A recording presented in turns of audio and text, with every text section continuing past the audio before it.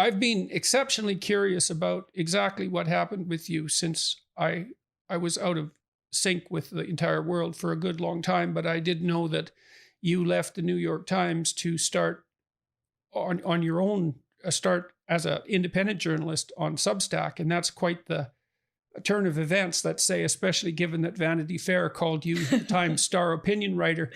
That feels like 100 years ago. Yeah. Yeah, it's not so long ago, though, is it? But many No. things have happened in the interim. So, should we start with something easy, like just exactly what the hell happened at the New York Times? Sure. Okay. Sure. Well, I guess I should start with the what drove me to come to the New York Times in the first place. I came to the New York Times following, well, it was shocking in the context of the New York Times, the victory of Donald Trump in the 2016 election. There was a brief period of soul searching that happened after Trump won. I would say inside the New York Times, but inside the legacy media in general. And there was a sense of, wow, our job is to hold up a mirror to the country as it is. And we've sort of failed our readers. We haven't exposed them, let's say, to views or to the zeitgeist outside of places like, the Upper West Side and Berkeley. And so in a way, I was an intellectual diversity hire along with Bret Stephens.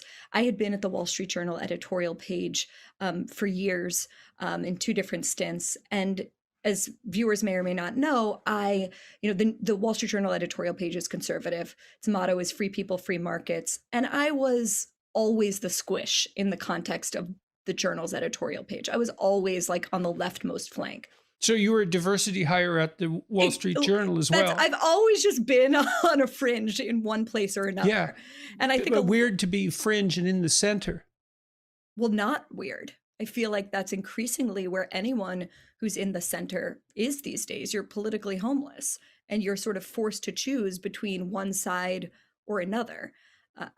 It's maybe unique insofar as, the kind of jobs that I had, but the number of people I know who feel that way, who feel politically homeless, who feel like they have to sort of contort themselves to fit into one of these two tribes is growing by the second. And so in that sense, I don't think my experience was that unique.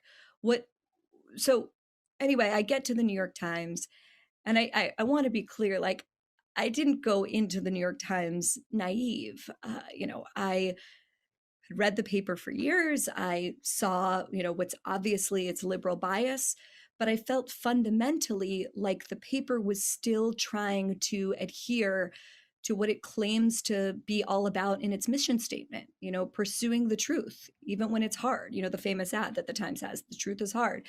It's all over tote bags.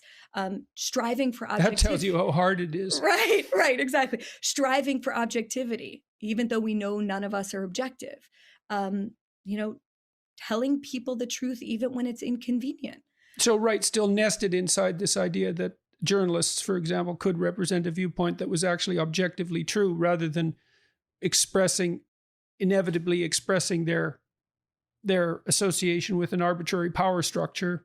I mean, it was still an Enlightenment idea, as far as you were concerned, that reigned at the Times. Right. And specifically on the editorial page, I was an op-ed editor. So, what the public saw that I did was write columns, but the majority of what my job was to commission and edit op-eds from people who wouldn't otherwise think of the New York Times as their natural political home. So that meant conservatives, God forbid. It meant libertarians. It meant heterodox thinkers. It meant high schoolers and first-time writers and dissidents, across the Arab world, which is a subject I'm particularly passionate about.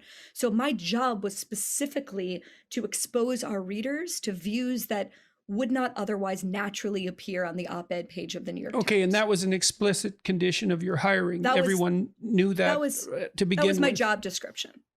Very much. Okay. So you weren't a fifth column. Or if you were, it was something that everybody had agreed upon. Yeah, the goal was for me to bring in pieces that would otherwise make maybe my desk mates uncomfortable. And why did they pick you, do you think? And why did the Wall Street Journal pick you to begin with? Those are very difficult positions to attain. And how old were you when you started with the Wall Street Journal? So I started at the Wall Street Journal. I had a fellowship there the summer that I graduated from Columbia University, the way that I got to the Wall Street Journal is very serendipitous. I, you know, was very much a, I would say, center left liberal when I was a student in college, and but I was very passionate on the subject of Israel and fighting anti-Semitism, which is the book that I ended up writing. I sort of have been writing that book for a very long time, and I would frequently host debates on campus with the socialist group or the sort of anti-Zionist group.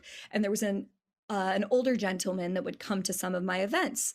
And one day, he definitely was not an undergraduate. And one day he came up to me and said, my name is Charles Stevens. You need to meet my son, Brett Stevens. He works at the Wall Street Journal and they have this amazing summer internship.